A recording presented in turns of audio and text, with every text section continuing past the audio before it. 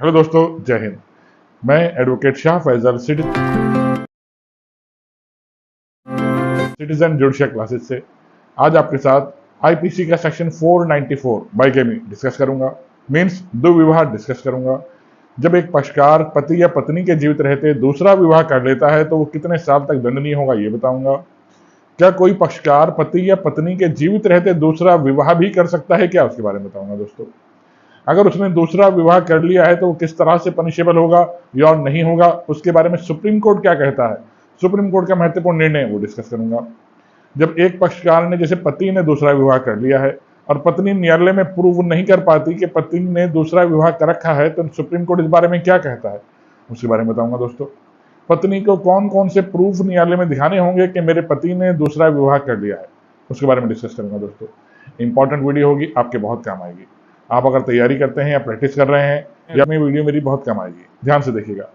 चलिए शुरू करता हूं। देखिए, मेरी वीडियो शुरू करने से पहले हमेशा की तरह आपसे अपील, मेरी वीडियो को लाइक और सब्सक्राइब कीजिएगा दोस्तों। शुरू करता हूं। देखिए, इस केस में जो मैं आपके साथ डिस्कस कर रहा हूं, इस वाद में पत्नी ने पति के विरुद्ध एफआईआर फाइल कराई 494 में बाइगेमी, दुर्विवाह के लिए, जिसमें 7 साल तक दंडनीय है।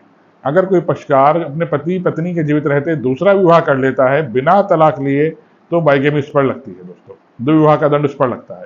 ठीक, 498A की एफआईआर कराती है, प्रताड़ित किया जाता है, कहती है ससुराल वाले मुझे मारते पीटते हैं, मेरे साथ गाली गलौज करते हैं, मेरा पति भी मेरे साथ बदतमीजी करता है। 406 में क्रिमिनल ब्रीच ऑफ ट्रस्ट में वो एफआईआर दर्ज कराती है। ठीक दोस्तों, एफआईआर दर्ज हो जाती है। एफआईआर के बाद उसमें आईओ अपॉइंट हो जाता है। आईओ महिला से पूछता है, लेडी से पूछता है, पत्नी से, कि आपने अपने पति के विरुद्ध 494 आईपीसी में मुकदमा दर्ज कराया है, तो उसके लिए क्या सबूत आपके पास है, कोई डॉक्यूमेंट है क्या, दुर्विवाह कर लिया आपके पति ने आपके बिना तलाक लिए। तो वो कहती है नहीं, ऐसा कोई डॉक्यूमेंट नहीं है। वो कहती है मेरे पति के दूसरी पत्नी से एक बच्ची भी है, लेकिन कोई प्रूफ वो उसके बारे में नहीं दे पाती, कोई डॉक्यूमेंट नहीं दे पाती। ठीक दोस्तों, अब पुलिस ऑफिसर ने इन्वेस्टिगेशन किया, इन्वेस्टिगेशन करके मामले को क्लोज कर देता है, क्लोजर रिपोर्ट एफआईआर लगा देता है वो, और क्लोजर रिपोर्ट मजिस्ट्रेट सामने लगा देता है। इसी फाइनल रिपोर्ट के आधार पर अब पति हाईकोर्ट में एफआईआर को क्वेश कराने की एप्लीकेशन लगाता है। हाईकोर्ट देखता है कि पत्नी ने 494 का मुकदमा फाइल किया है, लेकिन कोई प्रूफ वो नहीं दे पा रही दुर्विवाह का, कि उसके पति ने उसके बिना तलाक लिए दूसरा विवाह कर लिया है।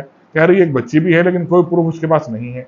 भाई विवाह हुआ है, विवाह के कोई रीति रिवाज होने चाहिए, मंदिर में मस्जिद में कहीं विवाह तो हुआ हो, या न्यायालय के समक्ष विवाह हुआ हो, कोर्ट मैरिज करी हो, कोई डॉक्यूमेंट न्यायालय उससे मांगता है, वो न्यायालय में कोई डॉक्यूमेंट नहीं दे पाती। ठीक, अब हाईकोर्ट 494 की जो सेक्शन लगाया गया था पत्नी द्वारा पति पर, उसे हटा देती है, क्वेश कर देती है, लेकिन 498A और 406 का मुकदमा उस पर चलता रहता है। पत्नी इस ऑर्डर के विरुद्ध, जो ऑर्डर हाईकोर्ट ने किया था 494 सेक्शन को हटा दिया था, इसके विरुद्ध सुप्रीम कोर्ट जाती है। सुप्रीम कोर्ट से पत्नी कहती है सर, पति ने दूसरा विवाह कर लिया है, इसका डॉक्यूमेंट मुझसे पुलिस अधिकारियों ने मांगे, लेकिन मैंने उस समय स्टेज पर नहीं दिए। पुलिस ऑफिसर ने एफआईआर लगा दी। इस एफआईआर के आधार पर हाईकोर्ट ने पति के ऊपर से 494 हटा दी, जो उचित नहीं है, क्योंकि मामला अभी तक मजिस्ट्रेट के संज्ञान में नहीं आया है। ठीक, मामला तो सिर्फ एफआईआर लगाई गई है मजिस्ट्रेट के पास, मजिस्ट्रेट मामले को चेक करेंगे, अब मामला चलेगा वहां पर। इसी बीच हाई कोर्ट ने 494 सेक्शन हटा दिया है, जो उचित नहीं है। जब मजिस्ट्रेट संज्ञान ले लेंगे, उसके समक्ष ट्रायल चलेगा, तब मैं एविडेंस दिखाऊंगी।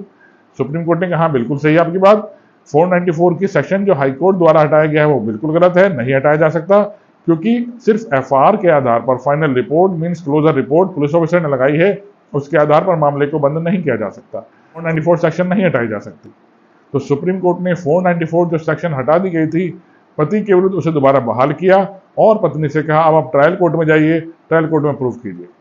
ठीक, इस तरह से देखिए, पत्नी ने जो एफआईआर कराई है पति के विरुद्ध 494, 498A और 406 की, वो ट्रायल कोर्ट में अगर एविडेंस दे देती है तो पति 494 लगेगी। 494 एक जमानती है और असंज्ञेय अपराध है, नॉन कॉग्निजेबल ऑफेंस है अवेलेबल। लेकिन ठीक दोस्तों, अब देखिए 494 दोबारा चालू हो गई, क्यों?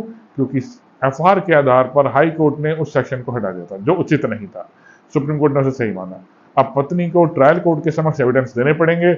अगर वो एविडेंस नहीं दे पाती ट्रायल कोर्ट में कि उसके पति ने दूसरा विवाह कर लिया है और एक बच्ची भी है, तो 494 पति पर नहीं लगेगी दोस्तों। लेकिन पति को उस स्टेज से गुजरना जरूर पड़े। इस संदर्भ में कुछ फैक्ट देखिएगा। दूसरा विवाह तभी वैलिड होता है जब बाकायदा पूरे रीति रिवाजों से किया गया हो। ठीक, 7 फेरे लिए गए हों, समाज की उपस्थिति में किया गया हो, या फिर कोर्ट मैरिज किया गया हो, या रजिस्टर्ड मैरिज की गई हो। ठीक, वो डॉक्यूमेंट्स पत्नी के पास होने चाहिए, तभी वो प्रूव कर पाएगी दूसरा विवाह किया गया है। अगर पति किसी महिला के साथ रह रहा है तो ये दूसरा विवाह नहीं है दोस्तों। बिना रीति रिवाज के किसी महिला के साथ रह रहा है तो दूसरा विवाह 494 नहीं बनेगी, पत्नी प्रूव नहीं कर पाएगी। ठीक दोस्तों, तो पत्नी को चाहिए पहले एविडेंस इकट्ठे करे, तब जाके 494 लगाई जाए। किस केस के फैक्ट बताया मैंने आपको? के नीलावनी वर्सेस स्टेट 2010 सुप्रीम कोर्ट का मामला है दोस्तों ये। ठीक, जो फैक्ट्स मैंने आपको बताया। आशा करता हूँ केस समझ में आया होगा दोस्तों, आपको आया है इसे लाइक और सब्सक्राइब कीजिएगा। जय हिंद दोस्तों, धन्यवाद।